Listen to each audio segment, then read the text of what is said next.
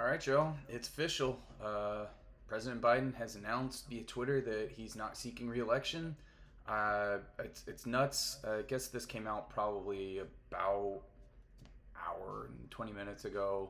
I'm in the middle of doing Sunday chores, errands, working out, and we get slapped with this. Biden says he's not seeking re-election. A couple thoughts on it. Basically, I think this should have happened a year ago. This should have happened a long time ago. The fact that Biden did not drop out earlier, see the writing on the wall earlier, I think is political malpractice. I think it's in part he's got a big ego. Anybody that has that position, has that much power, runs for president, they have a very, very large ego. And so I think that that's part of it. I think that he was delusional. I think that his staff is delusional. And I think that they thought that if they could just manage to hide him away for long enough, then they'd be able to kind of get away with it. But the debate really exposed how bad he had gotten. And to be clear, I was saying back in 2020, Joe Biden shouldn't have been the president. They were calling him gaffes back then. But Joe Biden was misspeaking a lot back then, and it has only gotten way, way, way worse since since the 2020 race. So he's dropped out. What do I think? I think this is a good thing overall. The amount of news that I've seen around it so far has been mostly people are some are excited. Mostly people I've seen are just relieved because it's going to stop the bleeding. Because like the Trump team has not really done too much in the way of attacking Biden. I mean, they've just let him kind of. It's one of those like you give somebody enough rope and they'll hang themselves kind of deal.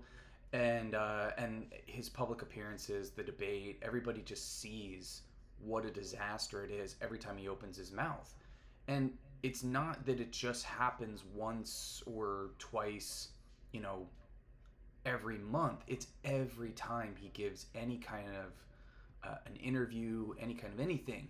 He's misspeaking. He's referring to people that he just met with that have been dead for 2 decades. It's crazy stuff.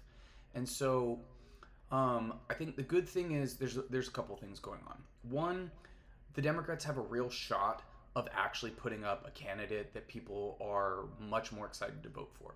This election has been, up until this point, a choice between two people that most people don't want to see get reelected. The Republicans love Donald Trump, but most Americans don't. Most Americans don't. There's a minority of people in this country who are actually Republicans, and the only reason that Republicans actually win is because they're very effective at messaging, they're very effective at gerrymandering, and they're very effective at, just getting the support of their base, right? So for whatever you think about Donald Trump, the Republican Party base is very, very, very much behind Trump, especially the MAGA types, and the rest of the party has just kind of gotten on board with it. The difference was that the Democratic Party base not at all super excited to elect Joe Biden in 2020, although the Democratic base was very excited to get anybody besides Trump. And now 2024, it's like you have less than no excitement, and he's gotten older, and you've got Israel and Gaza, which Biden has been an absolute disaster on. But they have an opportunity here to actually turn this around and to actually elect somebody who, one, can beat Donald Trump, and two, can excite the base more than Biden. So, a couple things. Joe Biden has already come out and endorsed Kamala Harris. I think this makes the most sense. She was his vice president, so she should be at the top of the ticket. I know that she's not my number one choice. If I had to, in a perfect world, if I had to pick who the next, nominee for the party would be for president, it would not be Kamala Harris, because she also is not that popular. But if we're talking about just strategically for what is going to unfold, it makes the most sense for a couple of reasons. One, Kamala Harris doesn't have to jump through a million legal loopholes in order to access the campaign funds that the Biden-Harris campaign have already raised. So that's one. Two, she's part of the administration already, and so she can rightfully claim all of the success of the Biden presidency, and there has been a lot. Huge amount of success with labor. Biden's NLRB would be a really, really great thing to run on. She's a woman, so I think that the abortion issue, which will be extremely salient in this election because it has been in the last ones ever since Roe v. Wade was overturned, I think that she's a very good person to clobber Donald Trump and the Republicans over the head with that issue. Some other good things I would see in Kamala Harris is that she's a former prosecutor. So if you're talking about somebody who's a former prosecutor prosecuting the case against a guy who is a 34 times convicted felon and civilly liable rapist and all of the other awful, awful things that are correctly attributed to Donald Trump, I think that she's a good communicator for that, even though she's not my number one choice. I don't think that she's very popular, but I do think that most Americans who do not want to see Donald Trump reelected, who definitely don't want to see Project 2025 come to pass, would be more than happy to vote for Kamala Harris if she does end up being the nominee. So, my thoughts. I think that if the Democrats want to play this correctly, they need to all jump behind Kamala Harris as the top of the ticket because it's the thing that would make the most sense. She is the vice president. Joe Biden picked her in the event that, he was not able to do the job for any reason. Also, just identity politics, having a black woman on the ticket. It's very surface level, but both parties do it. So I do think that it would be a smart move if the Democrats all coalesce around Kamala Harris and start very aggressively making the case for why Kamala Harris, why we should have another person who is in the Biden administration continue some of the successes of the Biden administration, and I think that for all of her flaws, I think that she can effectively make that case. At the very least, she can effectively enunciate that case better than Joe Biden was, because Joe Biden had a lot of good things to run on for his record, and I could not complete a sentence. So, there's already a bunch of musings about who should be vice president, and I've got a lot of thoughts about that. I've seen people say, pick Gavin Newsom. Gavin Newsom would not be my choice for a number of reasons. One, Kamala and Gavin are both from California, so I think legally they both can't be from the same state. He also has a lot of baggage. I do think that Gavin is a slick politician. I think he's a talented politician in the way that I think that Kamala Harris is not a politician, a talented politician, excuse me. But hopefully she's gotten better since 2020. I think she was very, very over-rehearsed, too scripted, kind of fake. And so if she can kind of grow into being a little bit better of a more relatable person, I think that will definitely help. But I don't think Gavin Newsom should be it, and I don't think he can. I've heard a bunch of people say Gretchen Whitmer from Michigan. A couple thoughts on her. The country, I don't know. It is 2024, but we're rapidly backsliding into misogynistic, racist, all kinds of stuff. So having two women at the top of the ticket, I don't know. Having somebody from Michigan would super help the Democrats. Somebody from a swing state. And I feel like Gretchen Whitmer is fairly popular in Michigan. So I think that that's one person, but I don't know that they'll pick two women at the top of the ticket. I think the safe bet if the Democrats want to, like just sort of ease the concerns, um, would be to pick another, white guy, not necessarily somebody as old as Joe Biden, but somebody who would sort of assuage the concerns of, the people that they're worried about voting, getting out to vote. Um, I think they need somebody who will do well with old people. That's the one thing that, like, Joe Biden did deliver on very well, is that Joe Biden really kills it with old people. He's very bad with younger voters, but I think they need to pick somebody who old people are going to come out and vote for. I think that they're a very reliable bloc, so the focus should be on getting excited younger voters out. I've heard a couple of people float somebody like Pritzker. Um, I've heard a number of people now float our governor. So I'm North Carolina. A lot of people have floated Roy Cooper. I wouldn't actually be opposed to that, honestly. I mean, I got a couple of issues with Roy Cooper, but overall, decent governor from North Carolina. North Carolina is kind of more of a red state at this point. It has been purple, but I guess we're considered a swing state. And so I think that Roy Cooper would be an interesting choice, although he's less well known on the national stage as somebody like Pritzker or Gretchen Whitmer.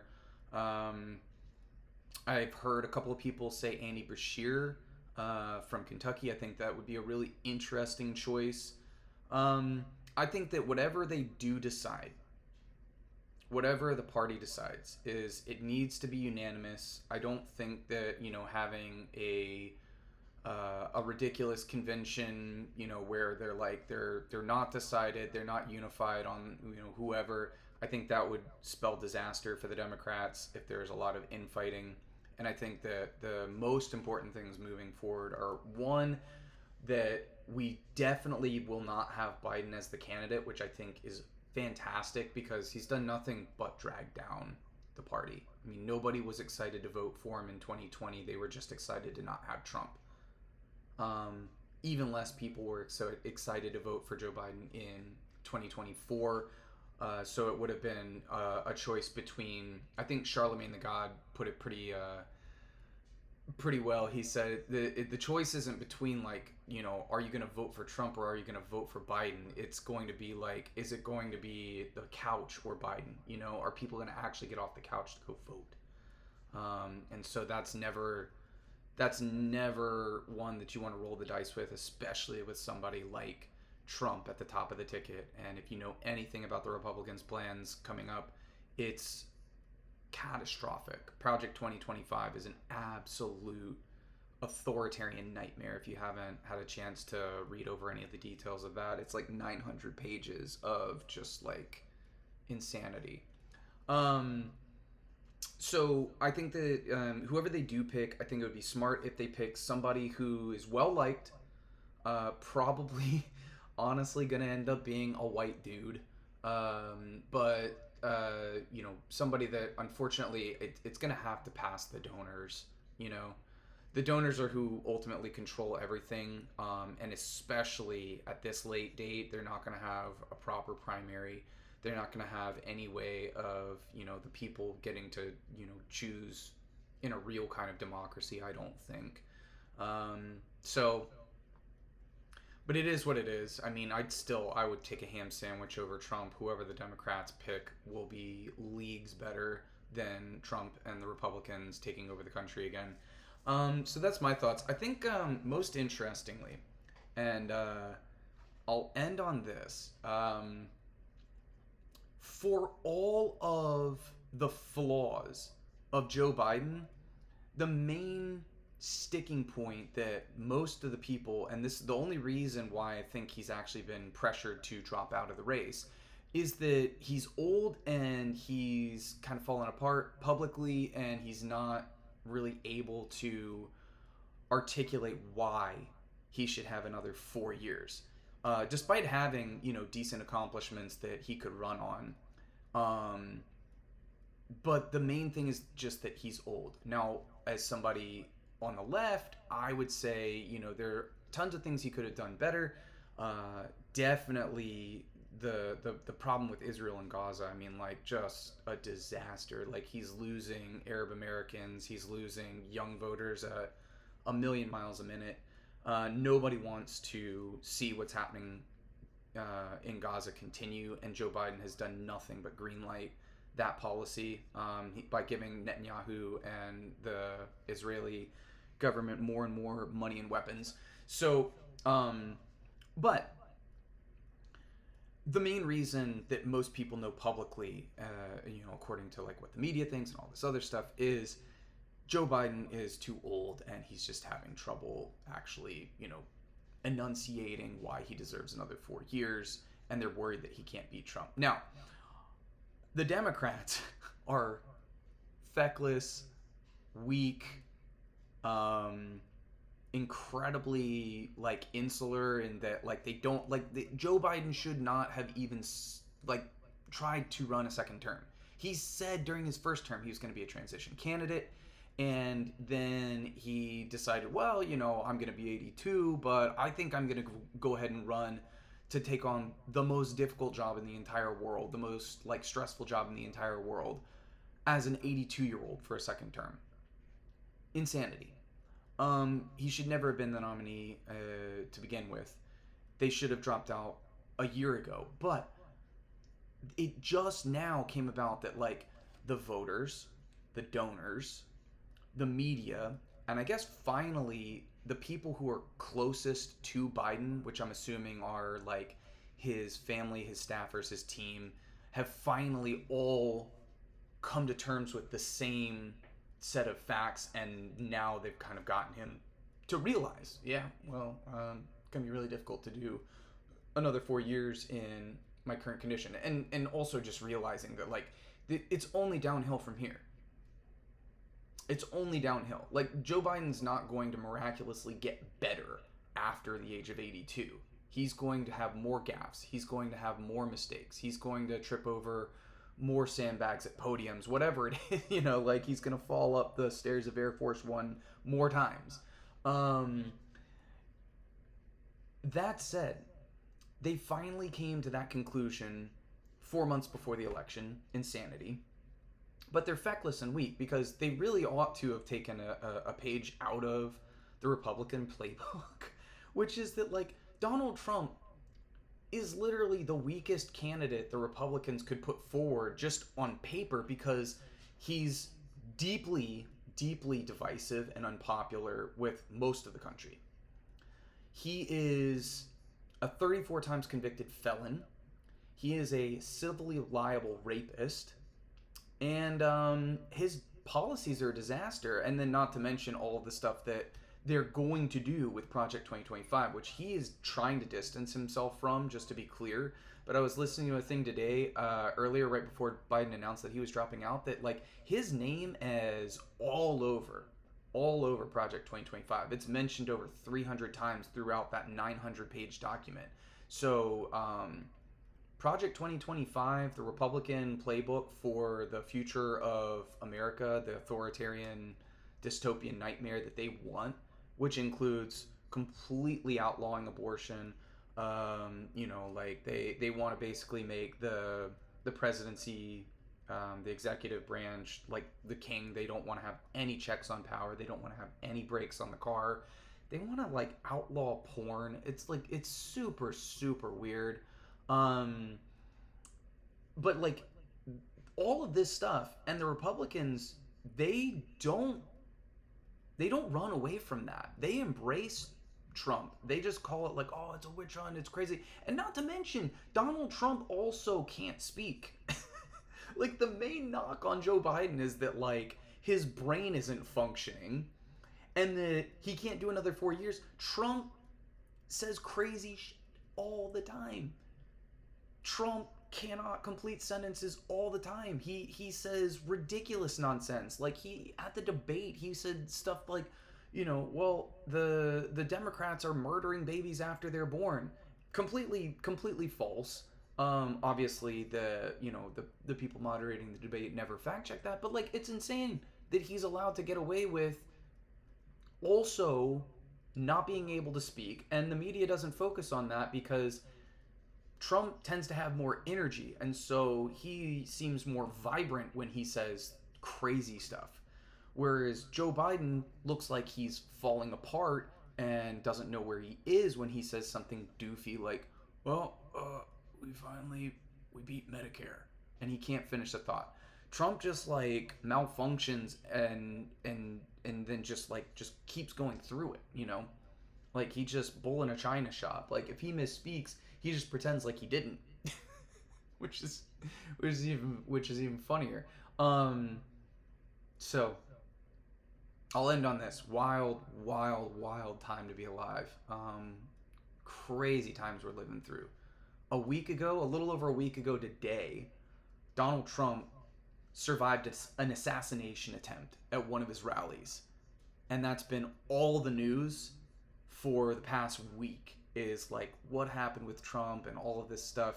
And now, I was actually afraid back then that that story was going to kill the pressure on Joe Biden to actually drop out and that they were going to just bury their heads in the sand and say, okay, right, we're not going to focus on Biden anymore. He's our nominee going forward and blah, blah, blah, right? Now, he has dropped out. So two extremely wild things in terms of, you know, like breaking national, I mean, heck, international news happening within 8 days. And so it's just a wild time to be alive. We'll stick with it, see what happens. Thanks for tuning in, guys. Have a good rest of your weekend.